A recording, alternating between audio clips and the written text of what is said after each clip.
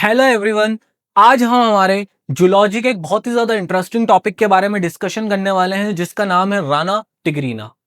यह हमारा chapter structural organisation of animal का एक बहुत ही ज्यादा इंपॉर्टेंट पोर्शन होने वाला है। क्यों होने वाला है? क्योंकि इस चैप्टर में एनिमल टिश्यूज जो थे वो हुआ करते थे जो रिड्यूस हो चुके हैं। उसी के साथ साथ कॉकरोच था वो रिड्यूस हो चुका है। तो इस चैप्टर का जो सबसे इंपॉर्टेंट प्लॉट बचा है वो क्या बचा है? फ्रॉग बचा है। बिल्कुल चांसेस है कि नीट में इस सेक्शन से एक से दो क्वेश्चन आए, तो ये हमारे लिए बहुत ही ज्यादा इंपॉर्टेंट और इंटरेस्टिंग टॉपिक होने वाला है। तो हम स्टार्ट करते हैं बच्चों इसको पढ़ना। सबसे पहले जो हमारा फ्रॉग होता है ये कौन सी क्लास का पार्ट होता है? एम्फीबियंस का पार्ट होता है। एम्फीबियंस यानी ऐसे ऑर्गेनिज्म जो लैंड्स के ऊपर भी सरवाइव कर सकते हैं और वाटर के अंदर भी सरवाइव कर सकते हैं। ऐसे ऑर्गेनिज्म को क्या कहा जाता है? एम्फीबियंस कहा जाता है। कौन सी क्लास का पार्ट है ये? कॉर्डेटा का पार्ट है। ठीक है। हमारे फ्रॉग जो इंडिया में पाए जाते हैं स्पेसिफिकली उन फ्रॉग्स को क्या कहा जाता है? राना टिग्रीना कहा जाता है। तो अगर आपको फ्रॉग का बायोलॉजिकल नेम आ जाए तो याद रखना है राना टिग्रीना। बायोलॉजिकल नेम या साइंटिफिक नेम से आए तो राना टिग्रीना याद रखना है। और नीट में क्वेश्चन आ चुका है राना टिग्रीना पर, चारों ही ऑप्शन में राना टिग्रीना था, बट वहां पर स्पेलिंग के अंदर मिस्टेक्स वगैरह थी, स्पेलिंग करेक्शन के बारे में था। तो वो चीज आपको याद रखनी है कि राना टिग्रीना की स्पेलिंग भी आप याद रखें ताकि हमारे क्वेश्चन में कुछ कंफ्यूजन ना हो। उसी के साथ साथ मैं आपको एक और चीज बता देता हूं। हमारे जो फ्रॉग्स होते हैं ये अपनी बॉडी का टेम्परेचर मेंटेन नहीं रख पाते। मतलब जैसा ही टेम्परेचर बाहर का हो जाएगा ना वैसे ही टेम्परेचर बॉडी का हो जाएगा। मान लो बाहर का टेम्परेचर 40 डिग्री तो बॉडी का टेम्परेचर भी 40 डिग्री। बाहर का टेम्परेचर 5 डिग्री तो बॉडी का टेम्परेचर भी 5 डिग्री सेल्सियस। ऐसे ऑर्गेनिज्म जो अपनी बॉडी के टेम्परेचर को मेंटेन नहीं रख पाते, सराउंडिंग के साथ साथ बॉडी का टेम्परेचर चेंज कर लेते हैं, ऐसे ऑर्गेनिज्म को क्या कहते हैं बच्चों? कोल्ड ब्लडेड एनिमल्स कहते हैं, है ना। और ये जो फिनोमिना है इस टाइप के फिनोमिना को कहा जाता है पिकिलोथर्मस। जैसे हम लोग हैं तो हम लोग क्या करते हैं? बॉडी के टेम्परेचर को फिक्स रख पाते हैं, वार्म ब्लडेड है हम। लेकिन ये बेचारे कैसे हैं? कोल्ड ब्लडेड है। यहां तक कि आपको समझ में आई बात? ठीक है। उसी के साथ साथ ये ऑर्गेनिज्म जो है कॉम्यूफ्लाज शो करते हैं। कॉम्यूफ्लाज का मतलब होता है ऐसे ऑर्गेनिज्म जो सराउंडिंग के साथ साथ रंग बदलते हैं। ऐसे ऑर्गेनिज्म को, है ना, इस फिनोमिना को क्या कहा जाता है? कॉम्यूफ्लाज कहा जाता है। फॉर एग्जाम्पल जैसे अगर मान लो कोई फ्रॉग है और वो ग्रीन ग्रीन घास के ऊपर है तो वो अपना कलर क्या करेगा? बिल्कुल घास से मैच करने के लिए एकदम ग्रीन कर लेगा। ऐसा क्यों करेगा वो? ताकि कोई प्रीडेटर आकर उसको शिकार ना कर पाए आसानी से, है ना। क्योंकि आउटर सराउंडिंग जैसा उसने अपना कलर चेंज कर लिया है। अगर मान लो वो कोई लैंड वाली सरफेस पे जहां पर घास वगैरह नहीं है ना, तो उस जगह पर ही अपना कलर जो है ब्राउन ब्राउन भी कर सकता है। मतलब अपने कलर को चेंज कर सकता है अपने आप को प्रोटेक्ट करने के लिए। इस फिनोमिना को कहा जाता है बच्चों कॉम्यूफ्लाज। आई होप आपको यह फिनोमिना समझ आया होगा। इसी के साथ आगे बढ़ते हैं। तो हमारे जो फ्रॉग होते हैं ना ये डोरमेंट होते हैं। डोरमेंट का मतलब क्या होता है? डोरमेंट का मतलब होता है कि जब, है ना, एडवर्स सिचुएशन आ जाए, अनफेवरेबल सिचुएशन आ जाए। जैसे मान लो कि मैंने बताया था टेम्परेचर बहुत ज्यादा बढ़ जाए, है ना, या टेम्परेचर बहुत ज्यादा कम हो जाए तो इनका भी टेम्परेचर चेंज हो जाएगा। तो इनके बॉडी ऑर्गन ज्यादा हाई टेम्परेचर पे या ज्यादा लो टेम्परेचर पे तो काम नहीं कर सकते। तो ये क्या करते हैं बच्चों? अपनी बॉडी को रेस्ट कंडीशन में ले जाते हैं, है ना। ये जमीन में गड्ढा करते हैं 2-4 फीट, है ना, अंदर जाकर वहां पर अपने आप को ये छुपा लेते हैं, अपने आप को प्रोटेक्ट कर लेते हैं, है ना। और उस सिचुएशन पर जाहिर सी बात है ये ज्यादा एनर्जी का यूज नहीं करेंगे, मतलब स्लीपिंग स्टेज के अंदर चले जाएंगे, अपनी बॉडी को रेस्ट सिचुएशन में भेज देंगे, जिसकी वजह से इनकी बॉडी का जो मेटाबॉलिज्म है ना वो भी बहुत ज्यादा स्लो डाउन हो जाता है। ये जो कंडीशन होती है डोरमेंट कहलाती है। यहाँ पर दो टाइप का डोरमेंसी आपको देखने को मिलेगी। एक आपको देखने को मिलेगा एस्टिवेशन और एक देखने को मिलेगा हाइबरनेशन। मान लो बहुत ज्यादा तड़ाके की धूप पड़ रही, बहुत ज्यादा high temperature 50 degree Celsius temperature चला गया, तो उसमें आपको फ्रॉग दिखते हैं क्या? कभी नहीं दिखते हैं। बिकॉज वो क्या कर लेते हैं बच्चों? वो एस्टिवेशन कर लेते हैं। एस्टिवेशन मतलब समर स्लीप में चले जाते हैं। अगर मान लो बहुत ज्यादा ठंड पड़ रही है बाहर तो भी नहीं दिखेंगे फ्रॉग, जब वो हाइबरनेशन कर लेंगे, विंटर स्लीप कर लेंगे, है ना। तो ये एस्टिवेशन और हाइबरनेशन क्यों शो कर रहे हैं? अपने आप को प्रोटेक्ट करने के लिए from the adverse temperature. I hope आपको ये दो चीजें बहुत अच्छे से समझ में आई होगी। फटाफट और आगे तक चलते हैं, अपन और ज्यादा चीजें पढ़नी है अपने को। अब हम पढ़ेंगे फ्रॉग की मॉर्फोलॉजी। मॉर्फोलॉजी मतलब फ्रॉग के एक्सटर्नल फीचर्स के बारे में अपन पढ़ने वाले हैं। तो मॉर्फोलॉजी ऑफ फ्रॉग के अंदर सबसे पहले अगर मैं बात करूं फ्रॉग की स्किन के बारे में, तो फ्रॉग की स्किन के ऊपर क्या होता है बच्चों? बहुत ज्यादा म्यूकस का फॉर्मेशन होता है। कभी आप लोगों ने रियल में फ्रॉग देखा होगा तो, है ना, अगर बाय चांस आपने हाथ में लिया, जैसे मैंने एक बार फ्रॉग हाथ में लिया, तो बहुत ज्यादा चिपचिपी सी स्किन होती है, स्मूथ स्मूथ स्लिपरी, एकदम आपके हाथ में से उछल जाएगा वो। स्लिपरी सी स्किन होती है, स्मूथ स्किन होती है उसकी, है ना, थोड़ा सा वियर्ड लगता है देखने में। तो जो फ्रॉग की स्किन है वो स्मूथ और स्लिपरी क्यों हो रही? बिकॉज उसकी स्किन के ऊपर क्या बनता है बच्चों? बहुत सारा म्यूकस बनता है। अब सवाल आता है सर म्यूकस क्यों बनता है? आपके हाथ में से उछलने के लिए? नहीं बच्चों, फ्रॉग की स्किन के ऊपर म्यूकस बनने के पीछे रीजन होता है क्यूटीनियस रेस्पिरेशन। याद रखना है, नीट में इसके बारे में पूछा जा चुका है, याद रखना है आपको कि फ्रॉग की स्किन जो होती है उस पर म्यूकस का फॉर्मेशन क्यों होता है? उस पर म्यूकस का फॉर्मेशन इसलिए होता है क्योंकि वो क्यूटीनियस रेस्पिरेशन कर सके, मतलब स्किन के जरिए रेस्पिरेशन कर सके। आई बात समझ में यहां तक? ठीक है, चलो।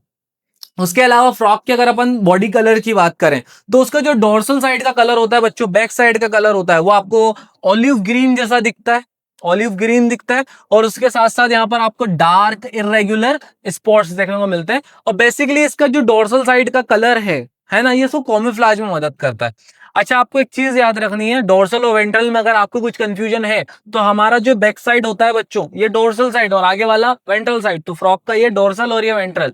तो डोर्सल साइड पे मैंने क्या बताया? ऑलिव ग्रीन कलर है, साथ में डार्क इरेग्युलर पैचेस हैं, ब्लैक ब्लैक। और आगे की तरफ कैसा कलर है? पेल येलो, हल्का लाइट येलो कलर का होता है आगे से फ्रॉग।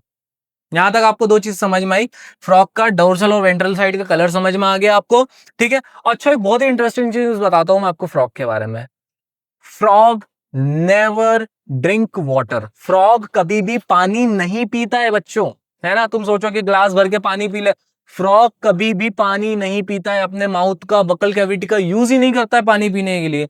तो फिर सवाल आता है सर, फ्रॉग को अपनी वाटर की नीड पूरी करने के लिए क्या करना पड़ता है? तो फ्रॉग क्या करता है, अपनी स्किन जो है उसके, स्किन बहुत इंपॉर्टेंट है उसकी, है ना। तो फ्रॉग की जो स्किन है उसी से वो वाटर का एब्जॉर्प्शन कर लेता है। अच्छा, एक बहुत इंटरेस्टिंग फैक्ट अगर मैं आपको यहां पर बताऊं, क्या फैक्ट है? जैसे हमारी बॉडी में लार्ज इंटेस्टाइन का क्या फंक्शन है? हमारी बॉडी में लार्ज इंटेस्टाइन का फंक्शन है कि हम जो पानी पीते हैं तो उस वाटर का एब्जॉर्प्शन करने का काम लार्ज इंटेस्टाइन का होता है। अब फ्रॉग के पास में जब वो ही नहीं है, क्या बोलते हैं, ड्रिंक ही नहीं करना है उसे पानी, तो फ्रॉग के पास में लार्ज इंटेस्टाइन होगी क्या? यहां पर आज का डाइजेस्टिव सिस्टम भी आपको थोड़ा सा क्लियर हो जाएगा कि फ्रॉग के पास में लार्ज इंटेस्टाइन नहीं होती, because they don't drink the water. ये चीज समझ में आई? अभी डाइजेशन में पढ़ेंगे इस चीज को अपन आगे डिटेल में, बट ये बात समझ में तो आई ना आप लोगों को? ठीक है, चलो। अब अगर अपन बात करें उसके बॉडी के डिवीजन की, तो फ्रॉग की जो बॉडी होती है उसमें सिर्फ हेड होता है और ट्रंक होती है। हेड यानी हेड और क्या? हेड यानी हेड, और ट्रंक यानी बेटा lower part of the body. Trunk यानी lower part of the body.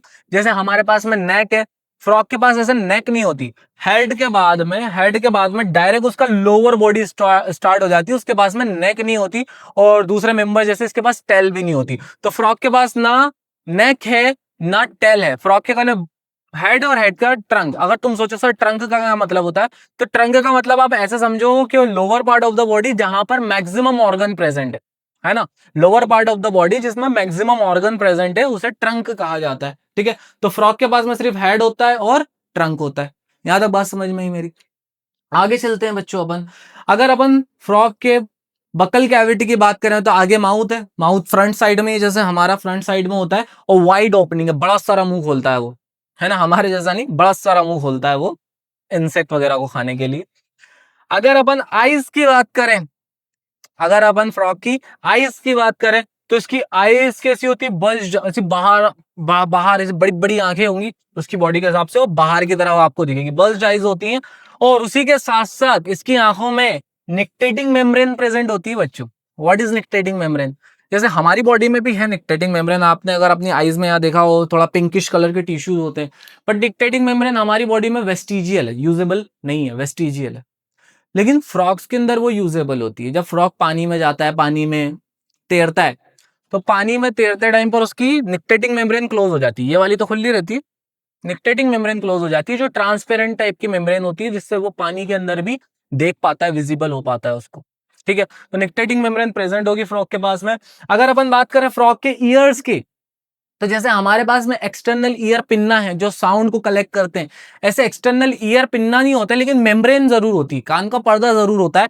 मतलब यहां पर आपको याद रखना है कि सर टिम्पैनिक मेम्ब्रेन तो प्रेजेंट है बट एक्सटर्नल ईयर नहीं प्रेजेंट है फ्रॉग के अंदर। ठीक है, ये चीजें आपको समझ में आई। अब उसके हाथों की बात कर लेते हैं अपन। तो फ्रॉग के पास में आपको पता है आगे 2 हाथ है जिसको अपन फोर लिम्ब बोलेंगे, पीछे भी 2 हाथ है, पैर है मतलब, उन्हें अपन हैंड लिम्ब बोलेंगे। अगर अपन आगे के हाथों की मतलब फोर लिम्स की बात करें तो फोर लिम्ब में लिम्स कितने बेटा, 4 ही है। फोर लिम्स में लिम्स कितने, 4 ही है। जिसका बेसिक अगर मैं तो फंक्शन बताऊं ना बच्चों, तो ये ज्यादा कुछ मदद नहीं करता, फ्रॉग को बैलेंसिंग में मदद करता, मतलब एक जगह बैलेंस रहने में, खड़े रहने में मदद करेगा फ्रॉग को। ठीक है, चलने फिरने में मदद नहीं करेगा, बैलेंस करने में मदद करेगा। ठीक है, छोटे छोटे से होते हैं। लेकिन हाँ, इसके जो बैक मतलब जो इसके फीट हैं, लेग है, हाइंड लिम्स है, ये इंपॉर्टेंट है। बिकॉज क्यों, क्योंकि इनके पास मसल्स हैं, मस्क्यूलर्स होते हैं। हाइंड लिम्स कैसे होते हैं बच्चों, मस्क्यूलर्स होते हैं, जो इसे जंपिंग के अंदर, आपको पता ना फ्रॉग लैंड्स के ऊपर जंप करता है, तो वो जंप किससे कर रहा है, अपने हाइंड लिम्स से। फोर लिम्स से बैलेंस वगैरह मदद कर रहे हैं। अपने आपको वॉकिंग करना है, बोरोविंग करना है, स्विमिंग करना है, कौन मदद करेगा, उसके हाइंड लिम्स ही मदद करेंगे। ठीक है, और स्विमिंग करने में आपको एक और चीज याद रखनी है कि इसके ना जो बैक बैक है मतलब हाइंड लिम्स है, उसमें से वेब प्रेजेंट होंगे, वेब। जिससे ये क्या करेगा, ये वेब मतलब ऐसे हाथों के बीच में छोटे छोटे स्किन टिश्यूज होते हैं जो तैरने में मदद करते हैं। तो इसके जो वेब्ड हैं, ये काय में मदद कर रहे हैं, इसको स्विमिंग में मदद कर रहे हैं, जो सिर्फ हाइंड लिम्ब में है, फोर लिम्ब में नहीं है बच्चों। यहां तक आपको ये चीजें समझ आई होगी, मैं बिल्कुल आना, मुझे लग रहा है आपको बिल्कुल अच्छे से समझ में आ रहा होगा। अच्छा, एक और बहुत ही इंटरेस्टिंग चीज मैं आपको बताता हूँ यहाँ पर। हमारे जो फ्रॉग्स होते हैं, हमारे ही होंगे ना, इंडियंस है तो हमारे जो फ्रॉग्स होंगे ये सेक्सुअल डायमॉर्फिज्म शो करते हैं बच्चों।